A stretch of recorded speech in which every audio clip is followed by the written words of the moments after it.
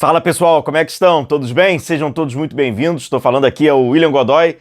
Cara, vamos falar aqui sobre essa... Eu não sei se você está percebendo, mas a gente vai entrando próximo à reta final, né? Já da Copa Libertadores. Faltam apenas 5 jogos, para o Flamengo conquistar o seu histórico tetracampeonato da competição.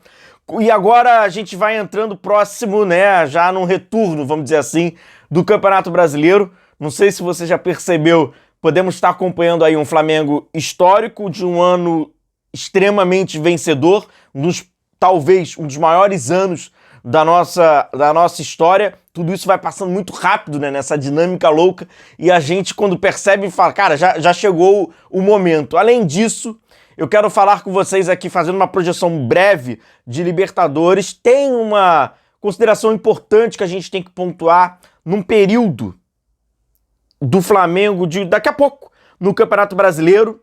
Enfim, vamos aqui, vou trazendo esse paralelo aí do Flamengo.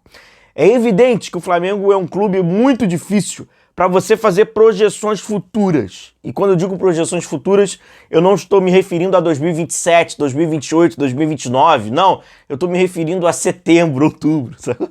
Ele é um clube difícil. Mas a projeção, eu acho que é uma projeção muito positiva desse Flamengo, né? Pelo que a gente tem já falado, desde a chegada dos reforços até o período de construção, eu acho que a projeção do Flamengo é ainda mais positiva do que o hoje.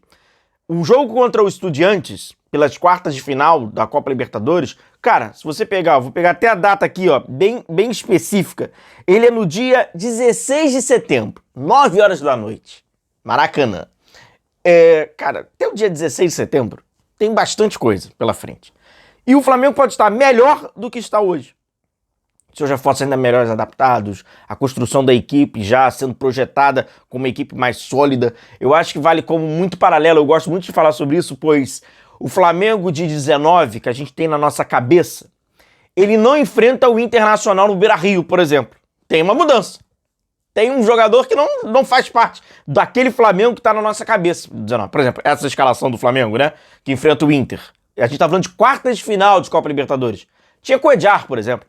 E o Cuéllar não tá naquele time que a gente memorizou. Então aquele time, ele faz parte dos jogos do Grêmio e a decisão, por exemplo, né? Em Copa Libertadores, na sua grande maioria. Então é um Flamengo que ainda pode vir, né? A aparecer um Flamengo que a gente nem sabe qual é, onde no futuro a gente vai projetar é aquele Flamengo. E talvez a gente não tenha visto ainda esse Flamengo em campo. Louco isso, né? Mas pode acontecer. O louco também é pensar o seguinte, faltam apenas 5 jogos, né? Para acabar a Copa Libertadores, o Flamengo. E talvez ele só precise de 3 vitórias nesses 5 jogos para ser campeão. Pode.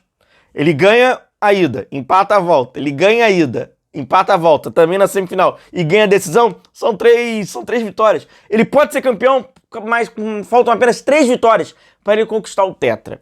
E aí a gente entra num outro assunto, que esse mexe demais. Esse mexe demais comigo.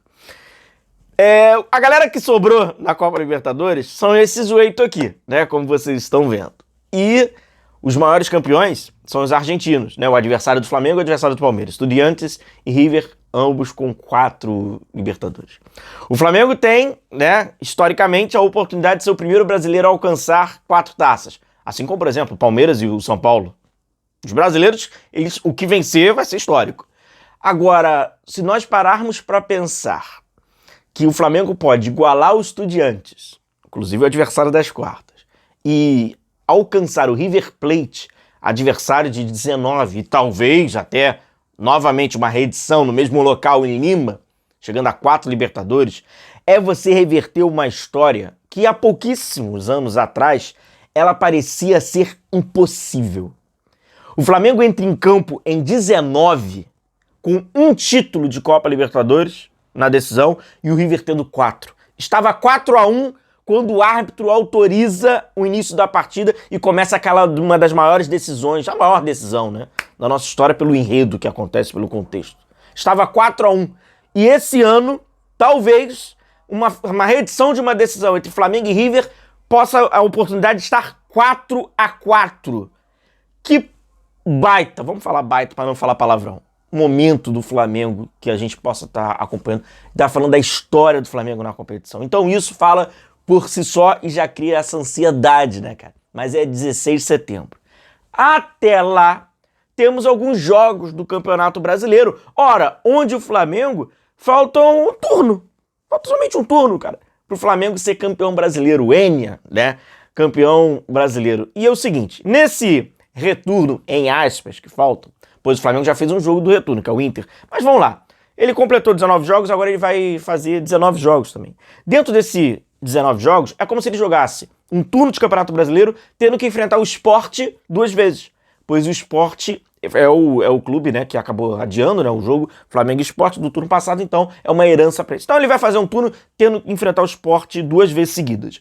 E sobre o Campeonato Brasileiro, a gente tem 3 jogos consecutivos agora, antes do jogo contra o Estudiantes. Então, assim, agora é Campeonato Brasileiro. A chave é essa. E com um espaçamento entre os jogos um pouco maior daquilo que a gente tem na nossa cabeça, tá? Flamengo e Vitória em casa, Maracanã, no próximo dia 25. No domingo, Flamengo e Grêmio, 2 jogos consecutivos, importante, né? No Maracanã, um no dia 25, outro só no dia 31. E aí pareceu um confronto fantasmagórico. É a geração, é principalmente essa geração daqui, ó. Essa geração aqui dos anos 90 é o Juventude, né? O poderoso Juventude, lá no Alfredo Jaconi. Aí a gente tá falando de algo, né, especial.